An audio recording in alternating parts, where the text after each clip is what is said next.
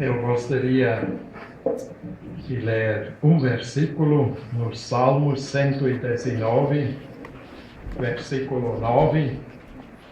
De que maneira poderá o jovem guardar puro o seu caminho, observando-o segundo a tua palavra? Eu penso que muitos têm algo a dizer a respeito da sua vida, da sua conversão. Mas como eu já disse, eu tive o privilégio de nascer num lar cristão. E principalmente a minha mãe, ela era uma pessoa extremamente fiel a Deus.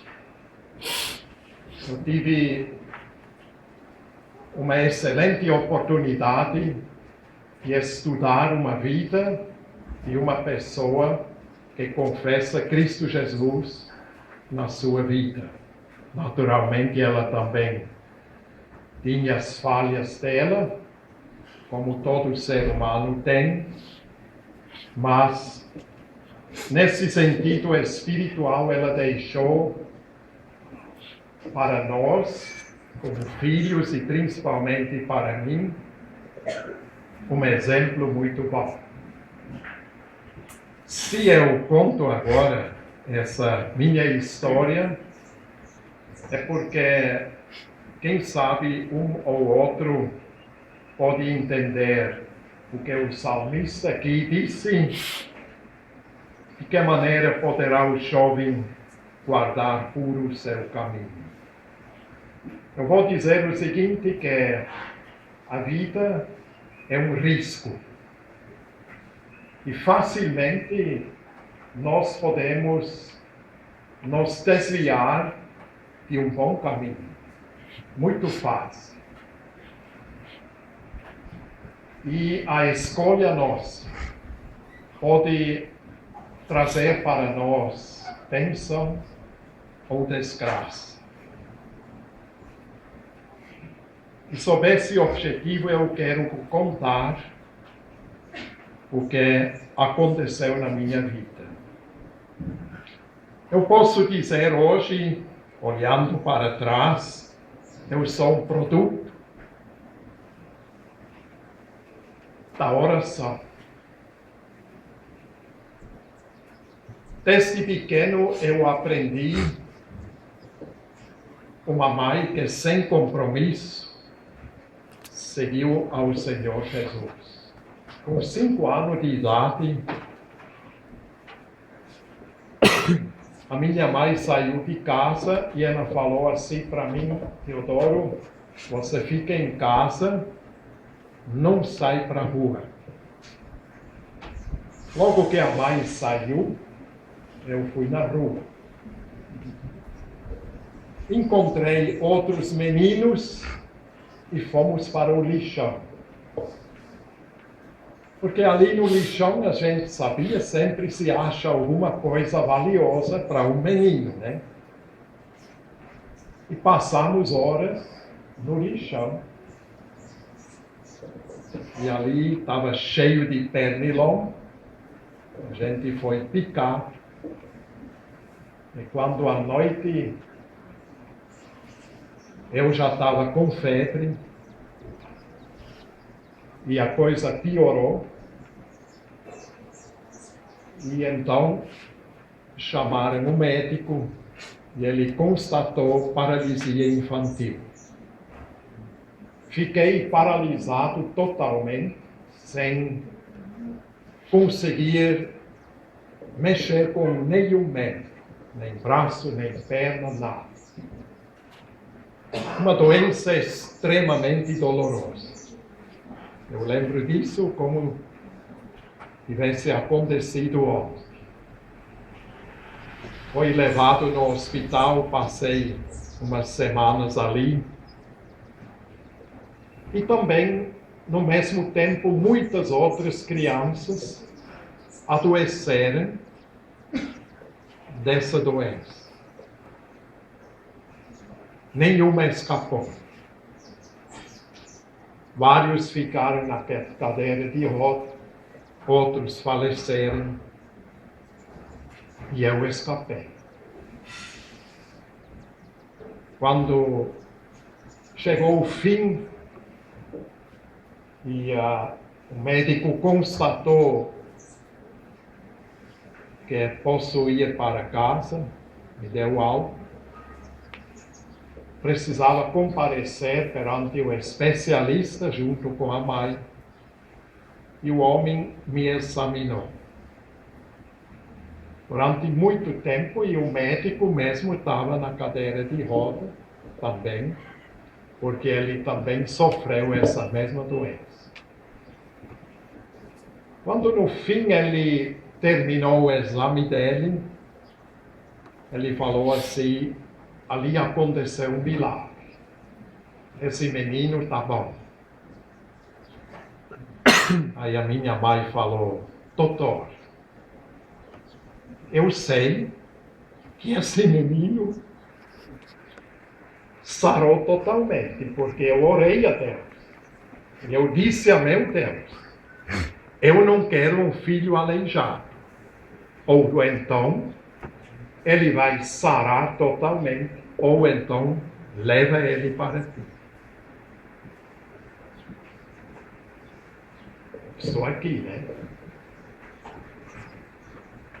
E se passou os anos, e os meus pais sempre levavam a gente para as reuniões. Não tinha escolha. Quando chegava a hora certa, eles chamaram a gente para se preparar para ir nas reuniões.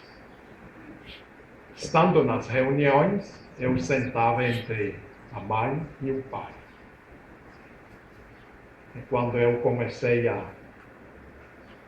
desviar a minha atenção, o pai mandou o cotovelo dele: presta atenção, menino, este pequenininho.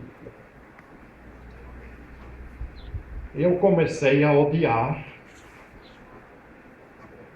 a palavra de Deus.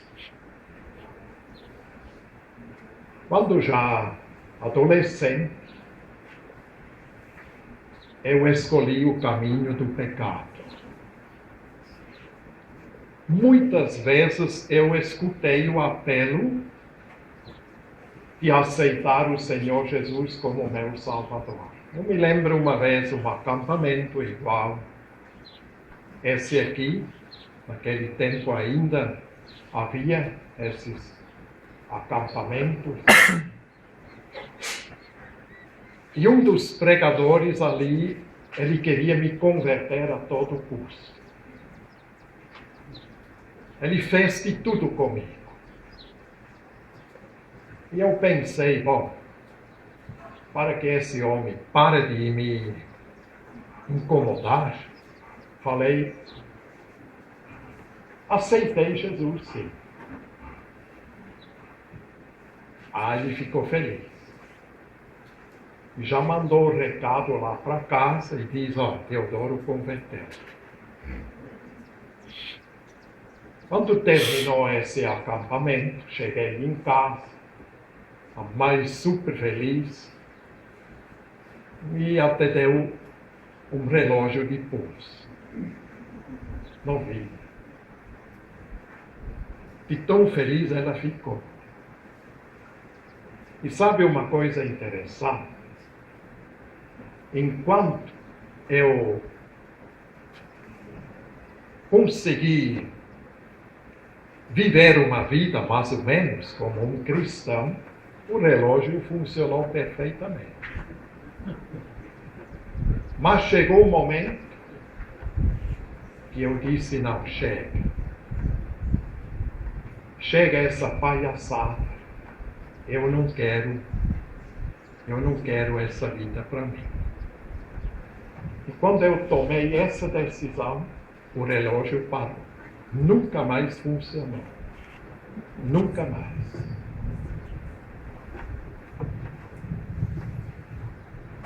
Aí eu ingressei para a vida do pecado. Nós fundamos um clube de motociclistas, eu gostava tanto de motocicleta. Nós éramos um grupo de jovens da mesma idade. E começamos, principalmente eu, exagerar em todas as coisas. Tanto na velocidade, tanto no álcool. Mas uma coisa interessante. Deus não permitiu que eu caísse na imoralidade. Isso para mim, até hoje, um milagre. Eu penso que eram as orações da mãe. Não tem outra explicação. Porque oportunidades eu tive muitas. Pois a gente inclusive ia até na Alemanha, lá em Munique, a grande festa da cerveja, né, que é aqui no Brasil, principalmente no Sul, que está sendo praticada. A gente ia lá também, e ali a coisa anda só. Eu vi coisas tremendas. E assim a vida foi, mergulhando cada vez no pecado. Me tornei um ladrão, pois a gente disputava quem tem mais coragem a roubar, a fazer tudo o que o diabo gosta. Quando terminei os meus estudos, eu tive uma excelente oferta de trabalhar numa firma que constrói aviões. O meu chefe antigo, ele me ajudou em conseguir esse emprego. E eu pensei, finalmente eu consigo me livrar da casa dos meus pais. Eu já não suportava mais esse ambiente cristão. Oração, antes e depois das refeições, toda noite, o pai fazia devoção, lendo a Bíblia, orava, cantamos hino toda noite. E eu já estava muito farto disso aí, não queria mais. Consegui, perto do emprego ali, daquela fábrica, um apartamento. Chegou o momento. Amarrei a mala na motocicleta. Mas antes disso, eu tive um encontro com a minha mãe no corredor. E a minha mãe, ela falou assim: filho, eu preciso falar com você uma coisa. Eu sei que você está fingindo crente, mas você não é.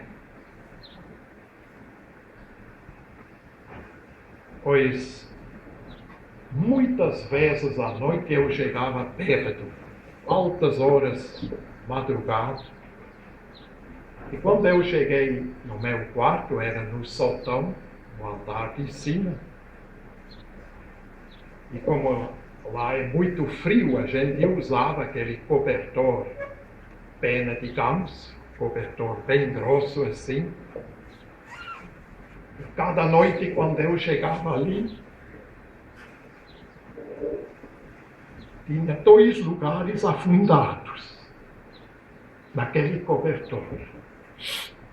E eu sabia, ali orava a minha mãe. De joelho. E aquilo atravessou o meu coração como uma flecha. E eu tomei uma decisão e disse, não, essa mãe não vai vencer. Eu não vou mudar a minha vida, não. E daí então a mãe me chamou a atenção. Disse, filho, está na hora de você aceitar o Senhor Jesus como seu Salvador. Eu disse, mãe, eu já escolhi a minha vida, eu tenho a minha profissão, sou formado, eu não preciso desse Deus. Não preciso. A mãe diz, tudo bem, não vou mais falar com você, mas uma coisa eu vou fazer.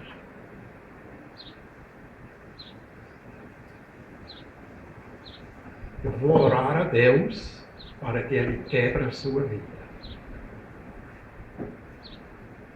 Eu prefiro ter um filho aleijado, mas salvo, do que um filho são no inferno.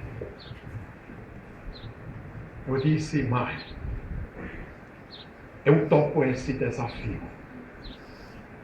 A senhora ora a seu Deus e eu vou provar que eu consigo vencer a minha vida sem esse Deus. Assim nós separamos. Poucos dias depois, então, com a minha bota e mochila amarrado, saí de casa feliz e contente. Finalmente, livre desse regime cristão. Mas não durou muito. Talvez uma meia hora,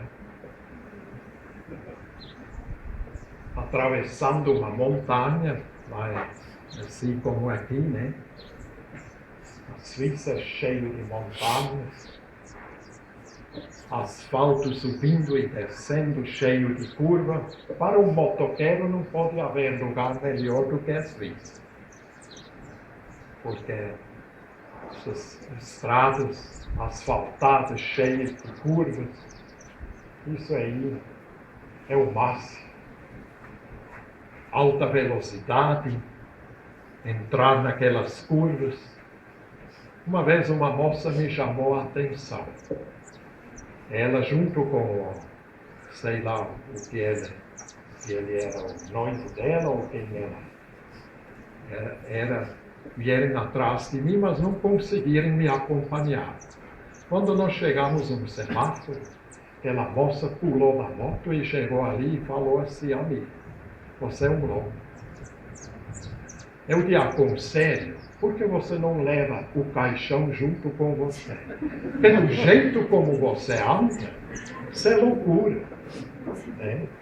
Então, nesse meio tempo, o semáforo mudou para verde e soltando a embreagem, abrira o acelerador e se me mantém.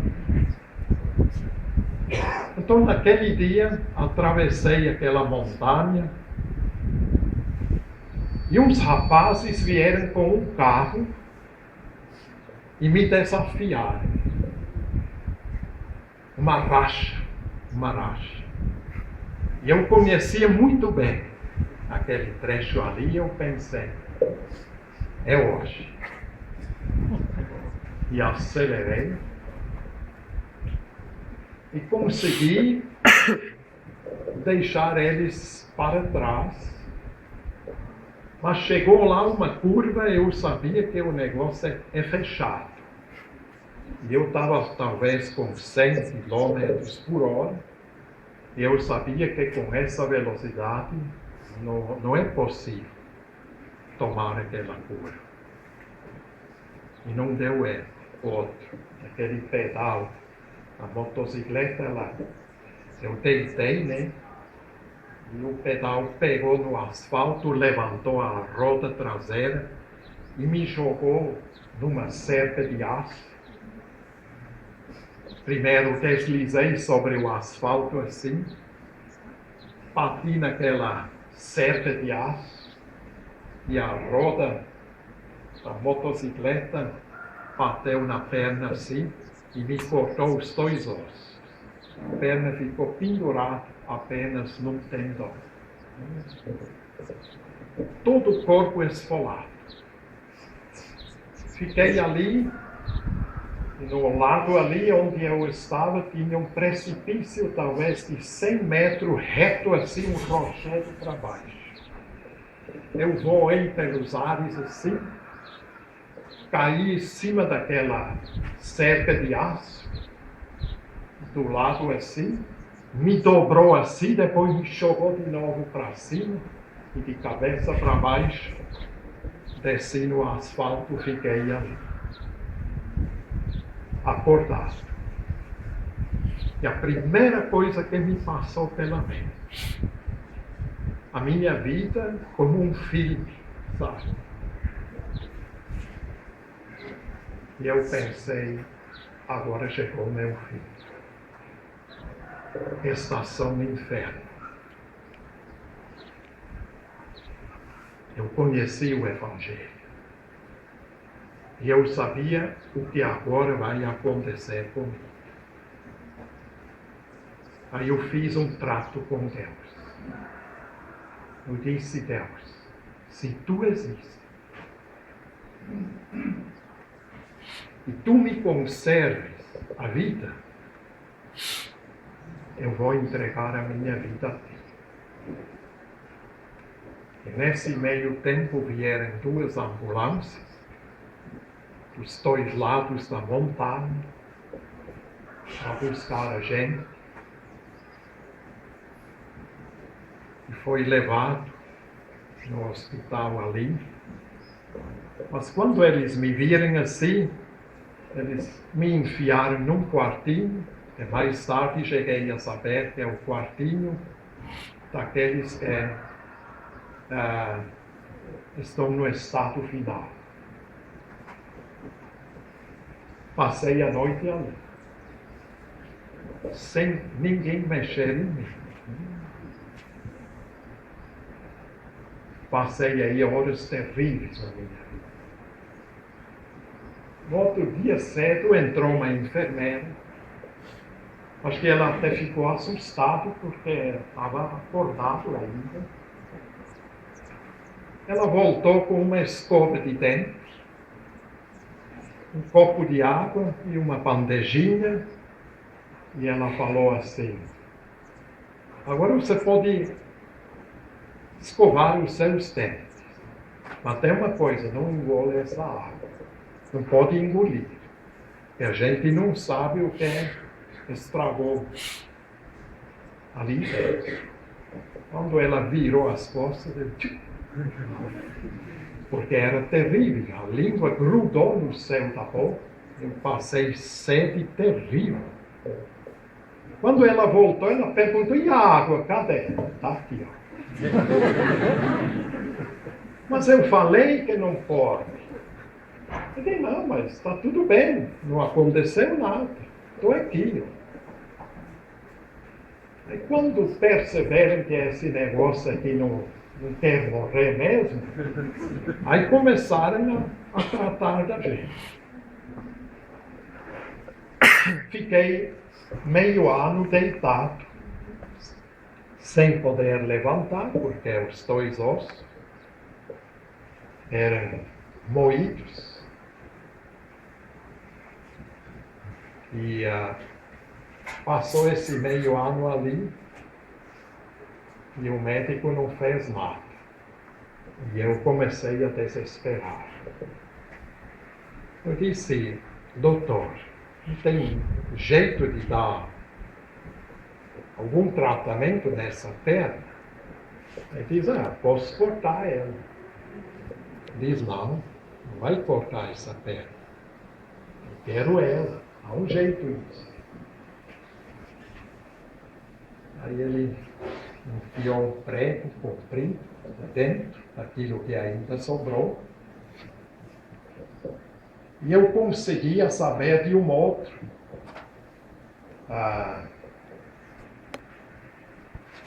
médico que trata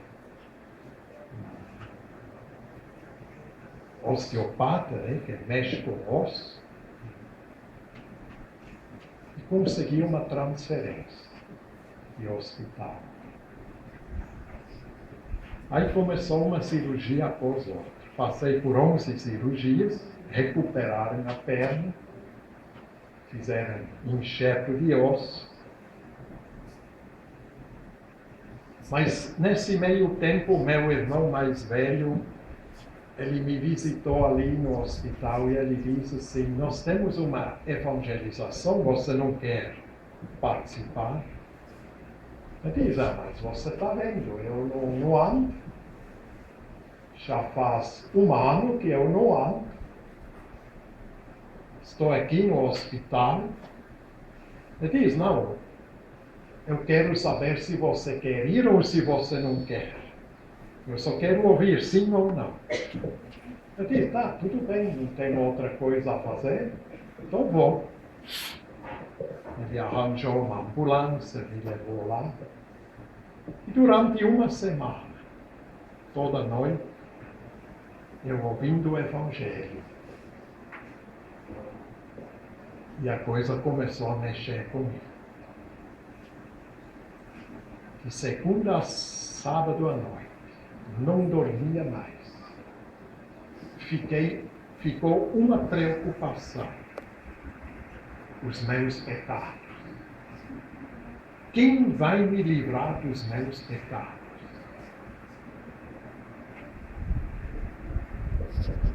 Aquela agonia foi pior do que os sofrimentos físicos. Ali começou o sofrimento da alma. E sabe quando a pessoa percebe: eu estou perdido e não acha solução? É a pior coisa que existe. Isso dói mesmo. É uma dor espiritual, uma dor da alma que acaba com a gente. Mas mesmo antes daquilo, outras pessoas já tiveram falado comigo. E numa dessas cirurgias, algo deu errado. Foi levado à UTI, cheio de aparelhos, e me lembrei do meu voto que eu fiz com Deus. Lembrei que Deus, que eu falei para ele: se você existe, conservas a minha vida, eu quero depois entregar a minha vida a ti. De repente me voltou isso à mente, e eu pensei: não cumpri com o meu voto. Agora chegou o fim. Olhei esses aparelhos todos e eu pensei: não, essa vida não vale a pena. Tudo aquilo que eu projetava para o meu futuro, eu vi de repente, ralo abaixo. Eu pensei: não, uma vida assim não vale a pena. Eu vou dar fim nisso aí. Peguei num fio de um daqueles aparelhos, arranquei ele assim e levei para a boca, porque eu pensei 220 volts, rapidinho vai dar fim a essa. Nesse instante abriu a porta do quarto, entrou uma enfermeira e ela viu o que eu estava prestes a fazer, conseguiu tirar esse fio da minha mão, tocou o alarme E logo já vieram os médicos, e injeção, e mais injeção para me acalmar. E escapei mais uma vez, com vida. Agora, ouvindo esse evangelho e percebendo a montanha de pecados na minha vida, e não achando a solução, chegou sábado à noite, o pregador abriu, isso foi no ano 1968 para 69, tempo de inverno. O pregador, ele leu Apocalipse capítulo 3, falando sobre Laodiceia. E ele, falando e expondo a palavra de Deus, e ele apresentou Cristo Jesus como aquele que perdoa pecados. E de repente caiu a ficha. Naquele exato momento entendi. É o Senhor Jesus Cristo. É Ele. Ele me perdoa todos os meus pecados. E sabe, naquele instante, eu cria. E o meu ser se encheu de alegria. A minha alma ficou alegre. Fiquei leve. O Senhor me perdoou todos os meus pecados. Depois da pregação, falei com o pregador e disse: olha, hoje entendi. O Senhor Jesus me perdoou os pecados. Agora sou um filho de Deus.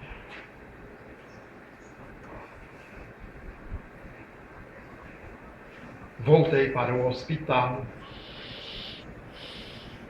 Nesse meio tempo se criou osteomielite, ou seja, câncer no miolo do osso. E naquele quarto onde eu estava, tinha mais, nós éramos 6 naquele quarto, e todos eles sofreram o mesmo câncer. Um deles já passou por 24 cirurgias e já perdeu as 2 pernas e não tinha mais o que amputar. Ele me falou assim: Teodoro, isso vai ser também o seu destino.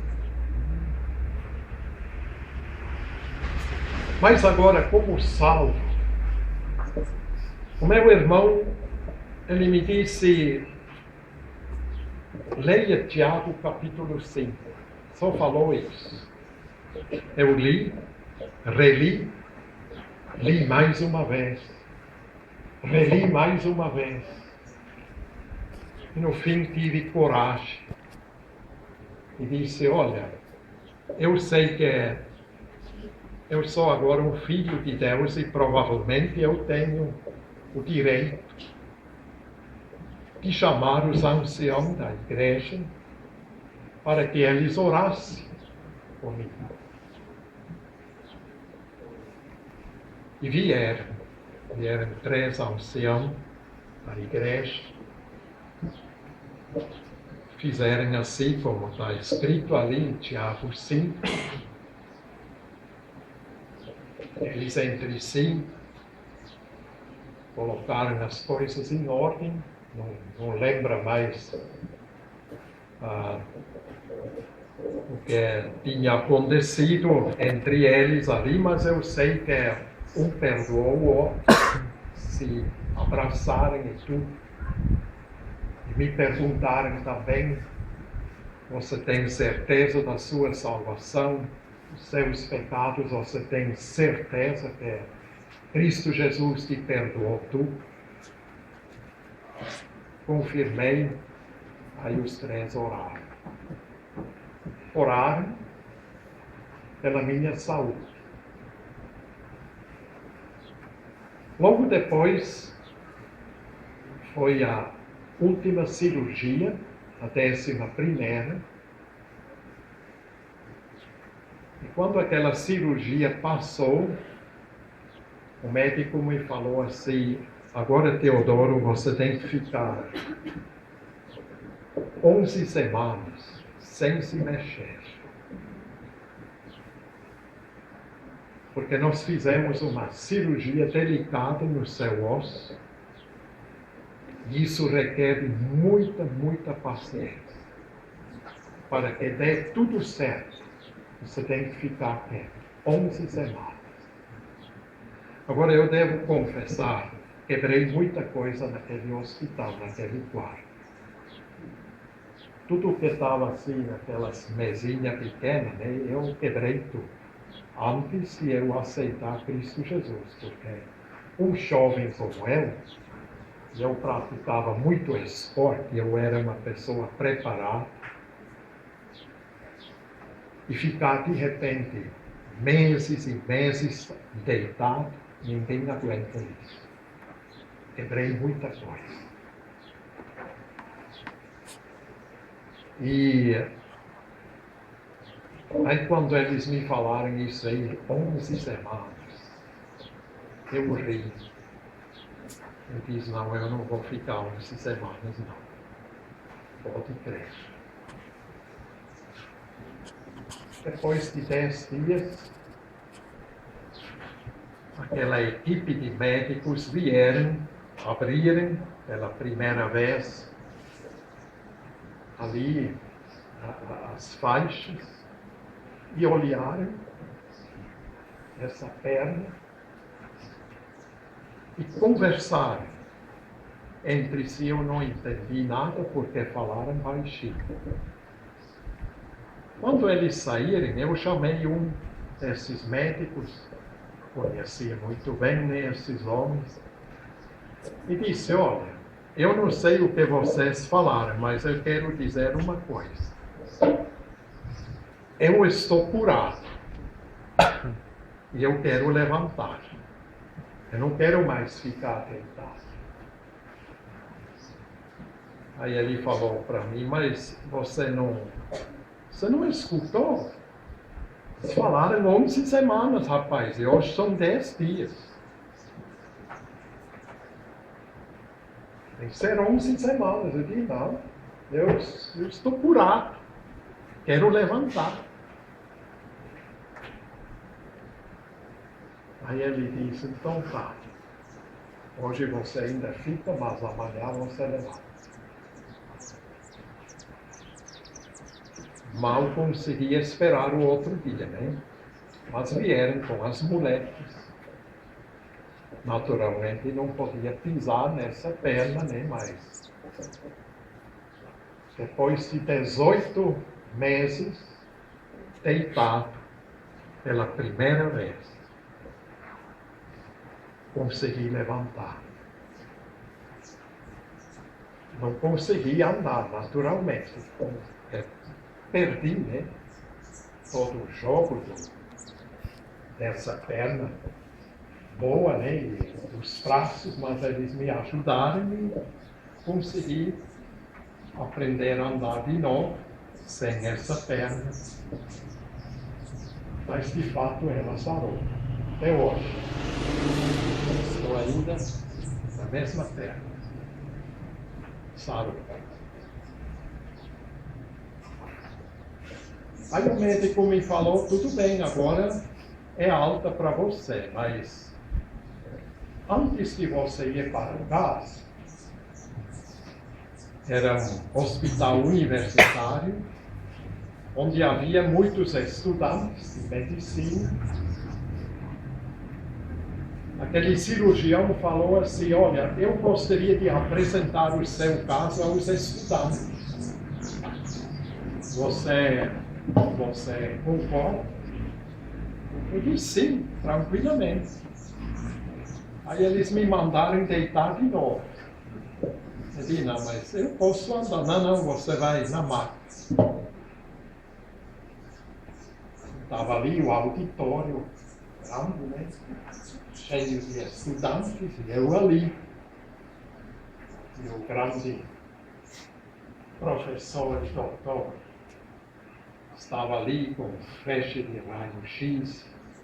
Aí ele começou a explicar todo o andamento daquilo ali. Explicou tudinho. E no fim ele chegou assim, na maca onde eu estava, colocou a mão em cima da perna e ele falou. E ali aconteceu um milagre. Esse homem está totalmente curado. Aí eu disse, doutor, eu quero explicar o que aconteceu. Aí ele logo falou, eu sei, eu já sei. Não me deixou falar, né? Mas ele disse, eu sei. Claro, ele tinha acompanhado tudo aquilo, né? O que tinha acontecido. Então, de fato, eu não sou uma pessoa leviana que diz cura todo custo. Eu não sou dessa linha. Mas é isso que aconteceu na minha vida. Uma realidade. E eu devo muito a meu Deus, porque Ele não me rejeitou. Eu tinha toda a razão em deixar esse Teodoro ir para o inferno, porque é isso que eu queria. Isso que eu queria. Mas, pela graça de Deus, sou o que sou. Eu quero dizer, não brinca com a graça de Deus. Se existe ainda alguém, ou mesmo até se você confessa Cristo Jesus como seu Salvador, não seja desobediente, não seja rebelde, não vale a pena. Porque a vida é bem mais fácil quando se obedece aos apelos de Deus e da sua palavra, sempre procurando fazer a vontade de Deus, pois Ele é maravilhoso. E eu penso que Ele pode nos ajudar a caminhar de vitória em vitória, para dessa forma sentir vale a pena, pois uma juventude sem Cristo Jesus, ou mesmo fingindo crente, isso não vale a pena, só traz desgraça. A sua experiência não precisa ser a minha, porque eu era uma pessoa extremamente rebelde. Mas pode ser que muitas bênçãos que Deus quer nos dar, eu posso até perder por causa da minha teimosia. Isso que eu aprendi, e por isso também dediquei a minha vida para servir ao Senhor. Eu faço isso sabendo o que eu estou fazendo. Eu não quero pensar sobre prejuízos materiais, não tenho motivo nenhum. Porque o Senhor cuida dos seus filhos. Eu posso dizer, durante os 45 anos que nós estamos servindo ao Senhor, nunca nos procuramos caminhos duvidosos na vida com Cristo Jesus, mesmo também o nosso sustento. Nós confiamos única e exclusivamente no poder e na misericórdia de Deus. Eu posso recomendar também faça isso. Siga os caminhos de Deus, sem seguras intenções, mas siga de todo o coração. Amém. Amém.